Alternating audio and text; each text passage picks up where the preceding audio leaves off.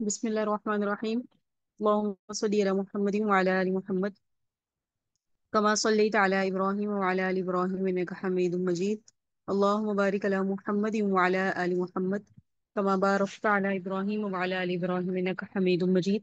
ربي يسر ولا تعسر وتمم بالخير وبك نستعين. صحیح بخاری شریف میں روایت ہے جو نبی صلی اللہ علیہ وآلہ وسلم کے اکثر اخلاق کریمہ کے لیے بڑی جامع روایت ہے، اور ان میں سے کچھ صفات عالیہ قرآن کریم میں مذکور ہیں جو حدیث میں ہے۔ چنانچہ حدیث قدسی میں ہے، یا ایھا النبی انا ارسلناک شاہدا ومبشرا ونذیرا وحرزا للأمیین، کہ اے نبی بے شک ہم نے آپ کو اپنی امت پر گواہ بنا کے بھیجا، فرما برداروں کو بشارت دینے والا بنا کے بھیجا، گمراہوں کو عذاب سے ڈرانے والا اور امیوں کے لیے پناہ دینے والا بنا کے بھیجا۔ انت عبدی و رسولی، آپ میرے خاص الخاص بندے اور رسول ہیں۔ سمیتک المتوکل، میں نے آپ کا نام متوکل رکھا۔ لیس بفظ ولا غلیظ، نہ آپ سخت خو ہیں اور نہ سخت دل والے ہیں۔ ولا سخاب فی الاسواق، بازاروں میں شور و شغب کرنے والے نہیں ہیں۔ ولا یدفع السیئۃ بالسیئۃ، برائی کا بدلہ برائی سے نہیں دینے والے۔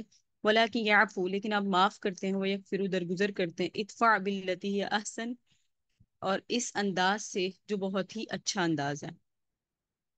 اللہ آپ کو اس وقت تک وفات نہیں دے گا جب تک گمراہ قوم کو آپ کے ذریعے سیدھے راستے پہ نہ لے آئے، یعنی جب تک یہ لوگ کلمہ لا الہ الا اللہ محمد رسول اللہ پڑھ کر سیدھے مسلمان نہ ہو جائیں۔ اور آپ کو اس وقت تک وفات نہیں دے گا اللہ جب تک کافروں کی اندھی آنکھوں کو بینا نہ کر دیں، اور بہرے کان اور پردے پڑے دلوں کو نہ کھول دیں۔ ہر عمدہ خصلت سے آپ کی درستگی کرتا رہوں گا، یہ اللہ کہہ رہے ہیں، اور ہر اچھی خصلت آپ کو عطا کرتا رہوں گا۔ میں اطمینان کو آپ کا لباس اور شعار بنا دوں گا، اور پرہیزگاری کو آپ کا ضمیر بنا دوں گا۔ حکمت کو آپ کی سوچی سمجھی بات بنا دوں گا۔ سچائی اور وفاداری کو آپ کی طبیعت بنا دوں گا۔ معافی اور نیکی کو آپ کی عادت بنا دوں گا۔ انصاف کو آپ کی سیرت، حق کو آپ کی شریعت، ہدایت کو آپ کا امام، اور دین اسلام کو آپ کی ملت کا درجہ دوں گا۔ آپ کا نام یا لقب احمد ہوگا، آپ ہی کے ذریعے تو میں لوگوں کو گمراہی کے بعد سیدھا راستہ دکھاؤں گا۔ جہالت تامہ کے بعد آپ ہی کے ذریعے علم و عرفان لوگوں کو عطا کروں گا۔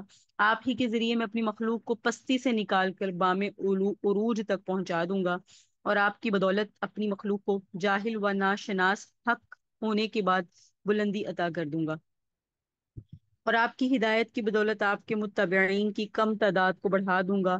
لوگوں کے فقر و فاقہ میں مبتلا ہو جانے کے بعد میں آپ کے ذریعے ان کی حالت کو فراغت میں ان کی حالت کو غنا میں تبدیل کر دوں گا۔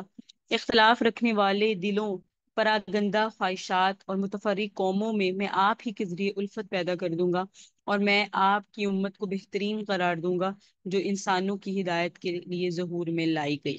یہ 27 اللہ کے کلام تھے جو اللہ تعالیٰ نے اپنے نبی صلی اللہ علیہ وسلم سے کیا۔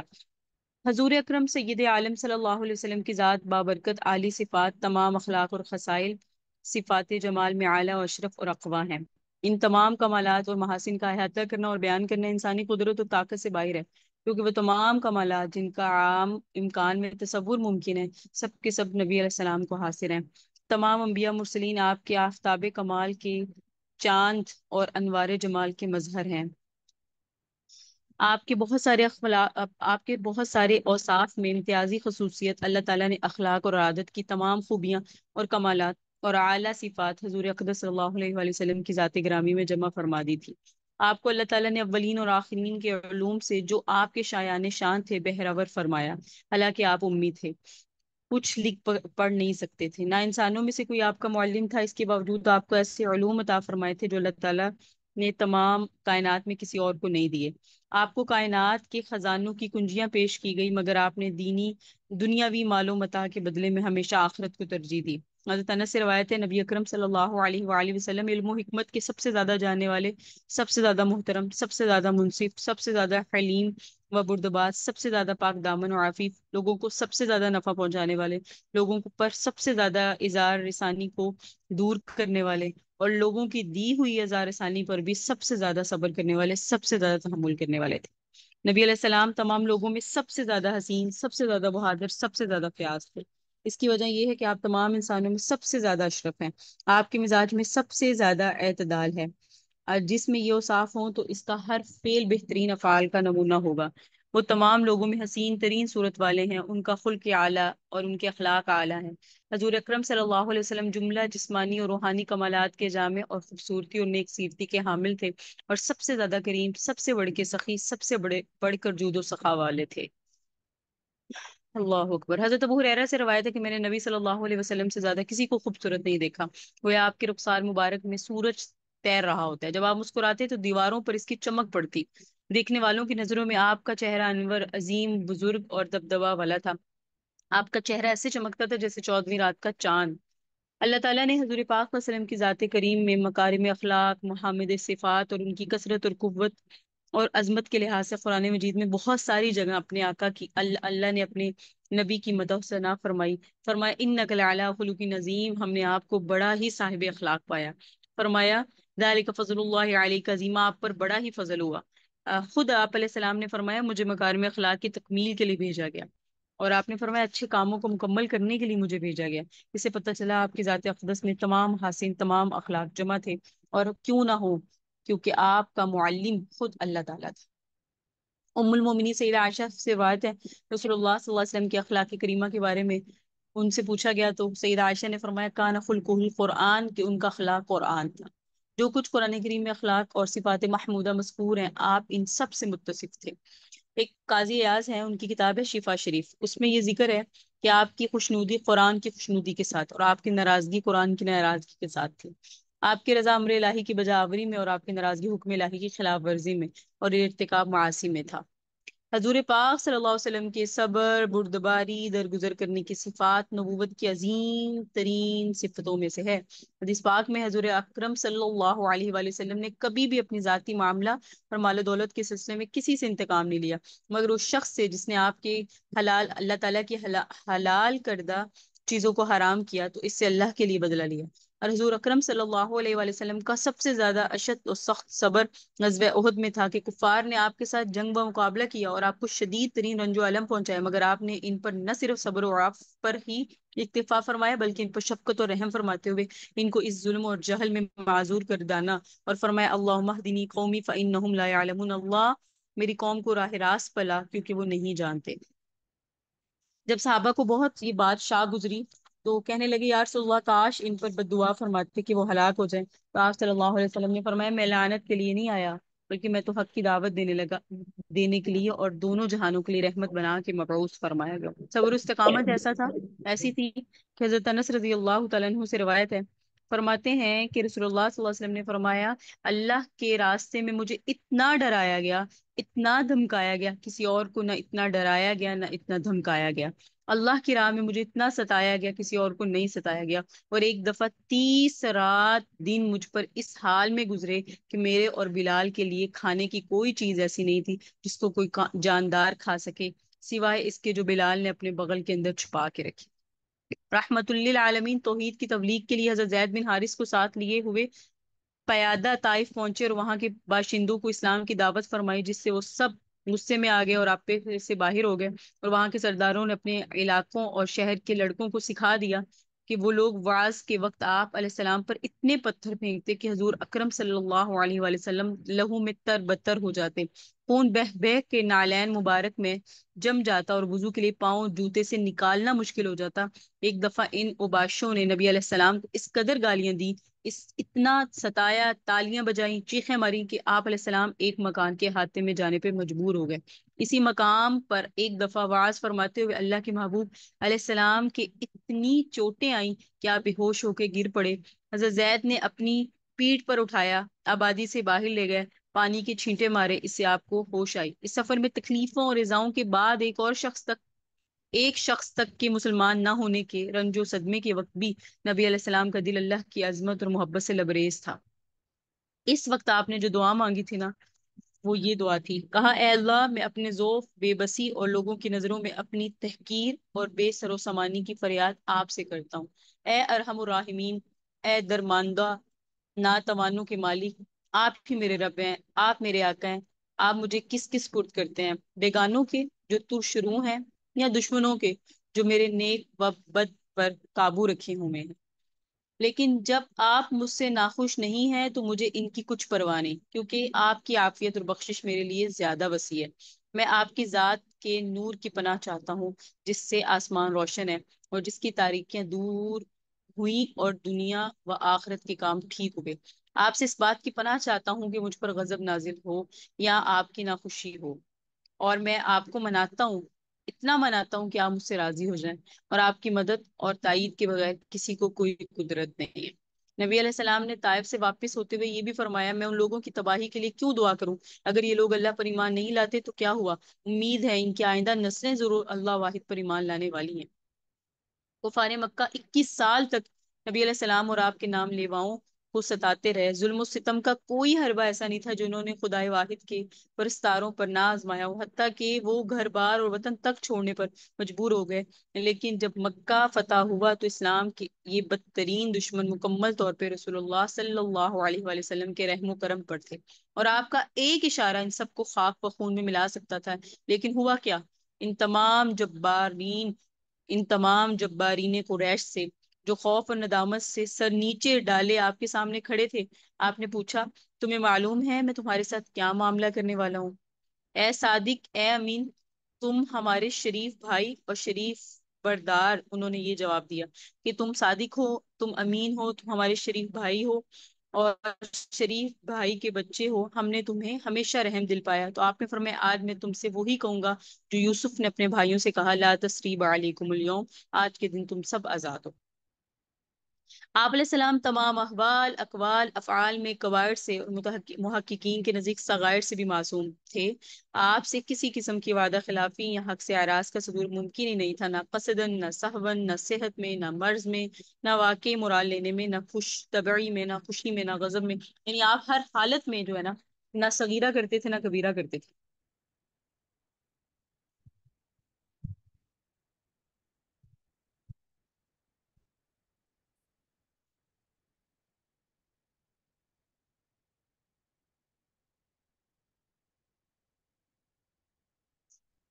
اور وعدہ میں نبھانے والے اللہ کے نبی علیہ السلام اس قدر تھے کہ غزوہ بدر کے موقع پر مسلمانوں کی تعداد بہت قلیل تھی، اور مسلمانوں کو ایک ایک آدمی کی اشد ضرورت تھی۔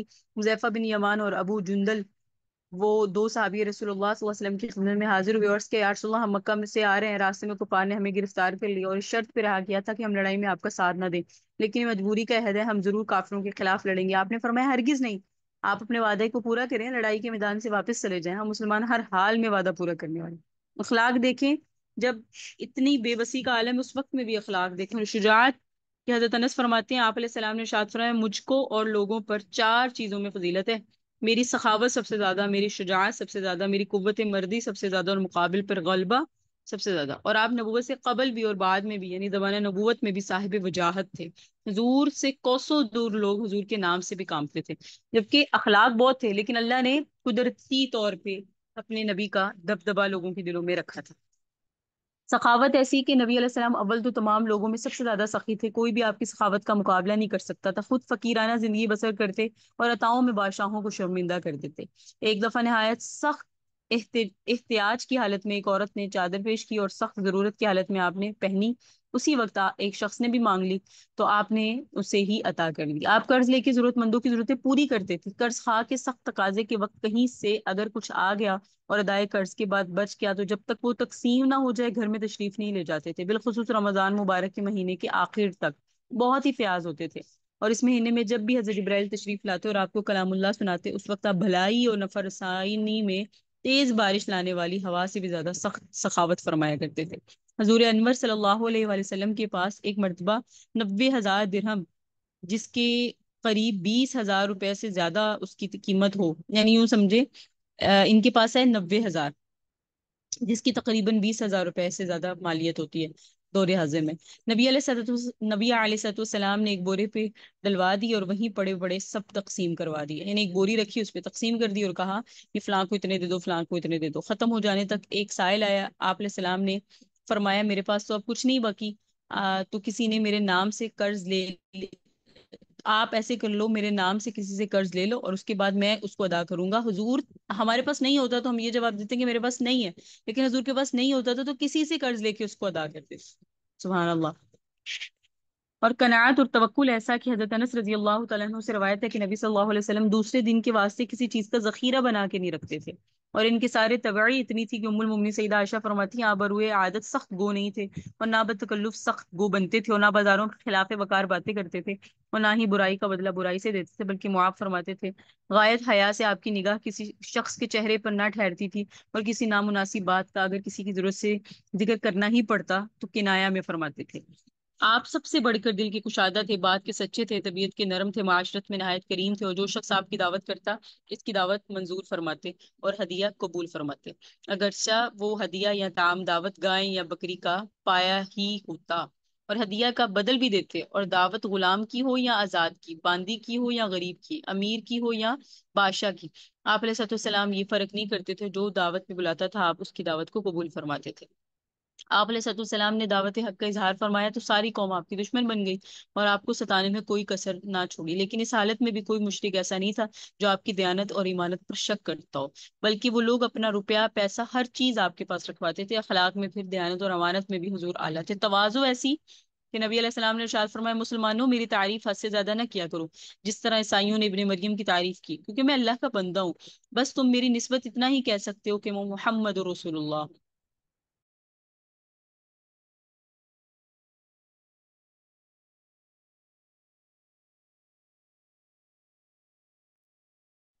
نرمی اور شفقت کا یہ عالم تھا۔ حضرت انس سے روایت ہے کہ رسول اللہ صلی اللہ علیہ وسلم بڑے خوش اخلاق تھے۔ ایک روز مجھے کسی ضرورت کے لیے بھیجا، میں نے کہا اللہ کی قسم میں نہیں جاؤں گا، پر میرے دل میں یہی تھا کہ جو مجھے حکم دیا جا رہا ہے میں جاؤں گا۔ پھر میں نکلا اور میرا گزر کچھ بچوں پر ہوا جو بازار میں کھیل رہے تھے، اتنے میں ناگہاں حضور پاک صلی اللہ علیہ وسلم نے میرے سر کے بال پیچھے سے پکڑے۔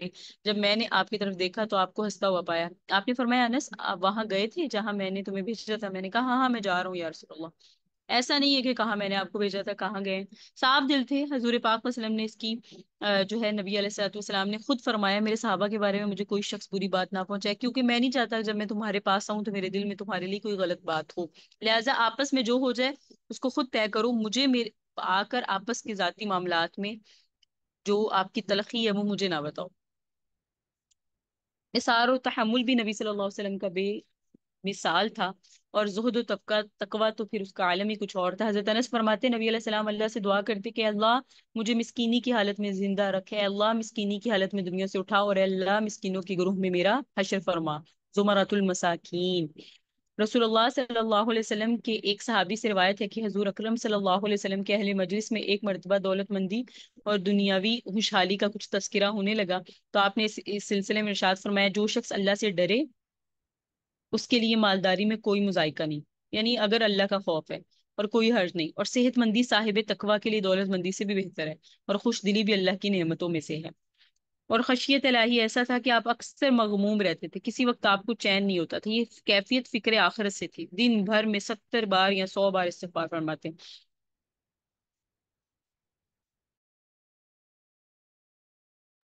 رقت قلبی ایسی تھی کہ نبی صلی اللہ علیہ وسلم کی ایک نواسی قریب الوفات تھی، تو نبی علیہ السلام نے ان کو گود میں اٹھا لیا اور اپنے سامنے رکھ لیا۔ نبی علیہ السلام کے سامنے رکھے رکھے ان کی وفات ہو گئی۔ ایمن جو حضور کی کنیز تھی چلا کے رونے لگی۔ نبی علیہ السلام نے فرمایا کہ اللہ کے نبی کے سامنے بھی رونا شروع کر دیا؟ انہوں نے عرض کیا کہ حضور بھی آپ بھی تو رو رہے ہیں، تو نبی علیہ السلام نے فرمایا یہ رونا ممنوع نہیں ہے، یہ تو اللہ کی رحمت ہے۔ پھر آپ علیہ السلام نے ارشاد فرمایا مومن ہر حال میں خیر ہی میں رہتا ہے، حتیٰ کہ خود اس کی روح کو نکالا جاتا ہے اور وہ حق تعالی شانہ کی حمد کرتا ہے۔ تو مومن تو ہر حال میں شکر کرتا ہے۔ اور مقام ابدیت یہ تھا کہ حضرت فضل فرماتے میں آپ علیہ السلام کی خدمت میں حاضر ہوا، میں نے دیکھا حضور علیہ السلام کو بخار چڑھ رہا ہے اور سر مبارک پہ پٹی باندھ رکھی ہے۔ نبی علیہ السلام نے ارشاد فرمایا میرا ہاتھ پکڑ لیں۔ حضور پاک صلی اللہ علیہ وسلم نے ارشاد فرمایا کہ میرا ہاتھ پکڑ لیں۔ میں نے حضور اکرم صلی اللہ علیہ وآلہ وسلم کا ہاتھ پکڑا۔ حضور علیہ السلام مسجد میں تشریف لے گئے اور ممبر پر بیٹھ کے ارشاد فرمایا لوگوں کو آواز دے کے جمع کر لو۔ میں نے لوگوں کو جمع کیا۔ حضور علیہ السلام نے اللہ کی حمد و ثنا کے بعد ارشاد فرمایا میرا تم لوگوں کے پاس سے چلے جانے کا زمانہ قریب آ گیا، اس لیے جس کی کمر پر میں نے مارا ہو میری کمر موجود ہے، بدلہ لے لے۔ اور جس کی آبرو پر میں نے حملہ کیا ہو میری آبرو سے بدلہ لے لے، اور جس کا کوئی مالی مطالبہ مجھ پر ہو وہ مال سے بدلہ لے لے۔ کوئی شخص یہ شبہ نہ کرے کہ مجھ سے بدلہ لینے سے میرے دل میں بغض پیدا ہونے کا ڈر ہے، کہ بغض رکھنا نہ میری طبیعت میں ہے نہ میرے لیے مناسب ہے۔ خوب سمجھ لو، مجھے بہت محبوب ہے وہ شخص جو اپنا حق مجھ سے وصول کر لے یا معاف کر دے، کہ میں اللہ تعالیٰ کی ہاں بشاشت قلب کے ساتھ جاؤں۔ میں اپنے اس اعلان کو ایک دفعہ کہہ دینے پر اکتفا نہیں کرنا چاہتا، پھر بھی اس کا اعلان کروں گا۔ چنانچہ اس کے بعد ممبر سے اتر آئے اور ظہر کی نماز پڑھنے کے بعد پھر ممبر پر تشریف لے گیا اور وہی اعلان کیا۔ نیز آپ علیہ الصلوۃ والسلام نے یہ بھی ارشاد فرمایا، جس کے ذمہ کوئی حق ہو وہ بھی ادا کر دے، اور دنیا کی رسوائی کا خیال نہ کرے کہ دنیا کی رسوائی آخرت کی رسوائی سے بہت کم ہے۔ ایک صاحب کھڑے ہوئے اور عرض کیا کہ میرے 3 درہم آپ کے ذمہ ہیں۔ آپ علیہ السلام نے ارشاد فرمایا، میں کسی مطالبہ کرنے والے کی نہ تکذیب کرتا ہوں نہ اس کو قسم دیتا ہوں، لیکن میں بس پوچھنا چاہتا ہوں یہ درہم کیسے ہیں؟ انہوں نے عرض کیا، ایک دن ایک سائل آپ کے پاس آیا تو آپ نے مجھ سے فرما دیا کہ 3 درہم اس کو دے دو، تو حضور علیہ السلام نے حضرت فضل سے فرمایا 3 درہم ان کو دے دیں۔ اس کے بعد ایک اور صاحب اٹھے، انہوں نے عرض کیا، میرے ذمے 3 درہم بیت المال کے ہیں، میں نے خیانت سے لے لیے تھے۔ نبی علیہ السلام نے دریافت فرمایا، کیوں خیانت کی تھی؟ عرض کیا، میں اس وقت بہت محتاج تھا۔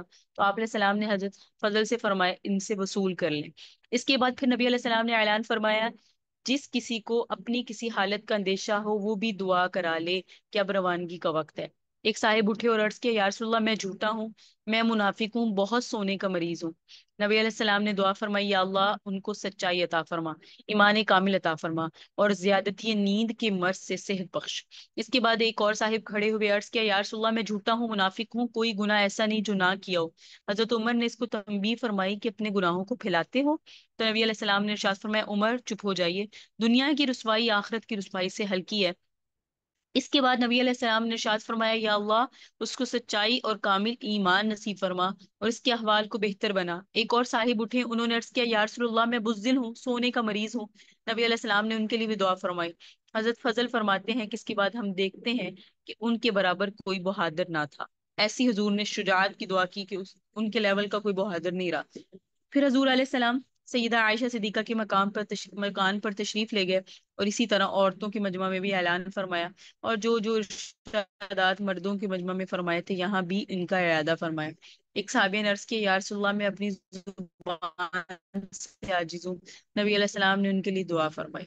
پھر حضور علیہ السلام نے اعلان فرمایا، جس کسی کو اپنی کسی حالت کا اندیشہ ہو وہ بھی دعا کرا لے کہ اب روانگی کا وقت قریب ہے۔ چنانچہ لوگوں نے اپنے متعلق مختلف دعائیں کروائی۔ صلی اللہ علیہ وسلم تسلیما کثیرا۔ اللہ تعالیٰ کا ذکر ہر لمحہ اور تمام اوقات میں آپ علیہ السلام کرتے تھے، ہمیشہ یاد الہی میں مشغول رہتے، کوئی چیز آپ کو ذکر الہی سے باز نہیں رکھ سکتی تھی یا روک نہیں سکتی تھی۔ آپ کی ہر بات یاد حق، حمد و ثنا، توحید و تمجید، تسبیح و تقدیس، تکبیر و تحلیل ہوتی تھی۔ اسماء صفات الہی، وعدہ و وعید، امر و نہیں، احکام میں شرع کی تعلیم، ذکر، جنت، نار، ترغیب ترہیب کا بیان، یہ سب ذکر حق ہے۔ خاموشی کے وقت اللہ کی یاد قلب اطہر میں رہتی تھی۔ حضور علیہ السلام کا ہر سانس آپ کی قلب و زبان، آپ کا اٹھنا بیٹھنا، کھڑا ہونا لیٹنا، کھانا پینا، سونا، آنا جانا، سفر اقامت، پیدل سواری، غرض یہ کہ کسی حالت میں بھی ذکر حق سے جدا نہیں ہوتے تھے۔ جو بھی صورت یاد کرنے کی ہوتی، خواہ دل میں ہو یا زبان میں، ہر فعل میں یا شان میں ذکر الہی ہوتا تھا۔ دنوں اور رات کے اعمال کو اشغال، وقت تہجد سے سونے کے وقت تک، مختلف اوقات، لمحات، حالات، اوساع اور اتوار میں نبی علیہ السلام دعائیں وغیرہ پڑھا کرتے تھے۔ یہی ادعیہ ماثورہ تمام مقاصد، مطالب اور حاجات کو شامل اور حاوی ہیں۔ ہر خاص مقصد اور مطلب کے لیے بھی جدا گانہ دعائیں بیان فرمانے سے حضور پاک صلی اللہ علیہ وسلم نے بیان فرمائی ہے۔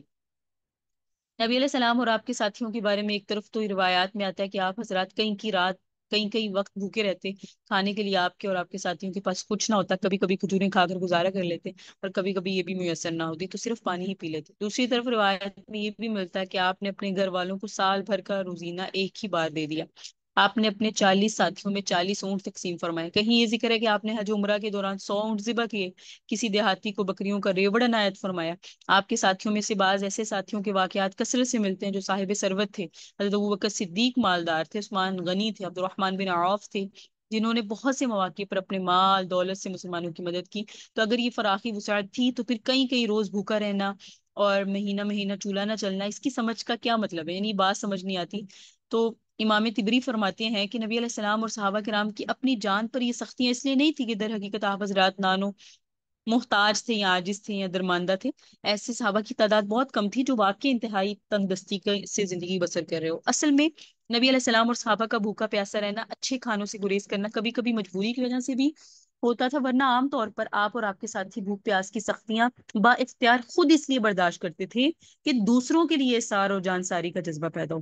دنیا مال و منال اور عیش و راحت سے نفرت اور بیزاری کا اظہار کیا جائے، کیونکہ دنیاوی ساز و سامان اور عیش و عشرت انسان کو اللہ کی یاد، اللہ اکبر، اور حق کی حمایت سے غافل کر دیتی ہے.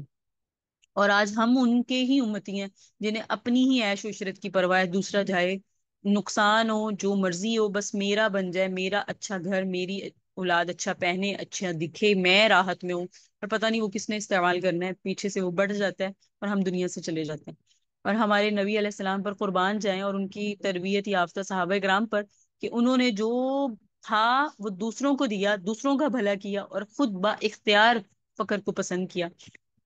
اللہ تعالیٰ عمل کی توفیق عطا فرمائے. تو اس میں بہت ساری چیزیں ہیں، بہت ساری چیزیں جس سے پڑھ کر ایمان بھی تعبیر.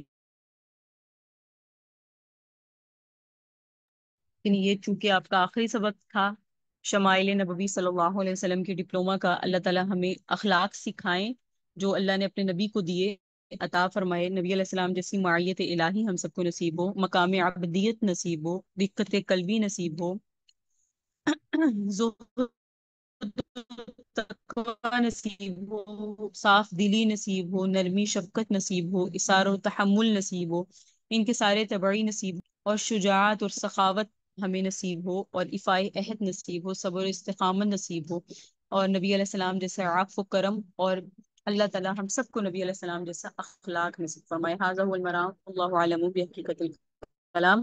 اللہ آپ سب کا سننا میرا کہنا اپنی بارگاہ میں قبول فرمائے، کمیوں کوتاہی کو معاف فرمائے. اللہ تعالیٰ اس خوبصورت جو ہم نے واقعات پڑھے ان کی پڑھنے کی وجہ سے اللہ تعالیٰ ہمیں نبی علیہ السلام کا قرب نصیب فرمائے، شفاعت نصیب فرمائے، حوض کوثر نصیب فرمائے، دنیا اور آخرت میں دیدار نصیب فرمائے، اور اس کی لاج رکھنے کی بھی توفیق نصیب فرمائے. اللہم صلی علی سیدنا محمد وعلی آل سیدنا محمد وبارک.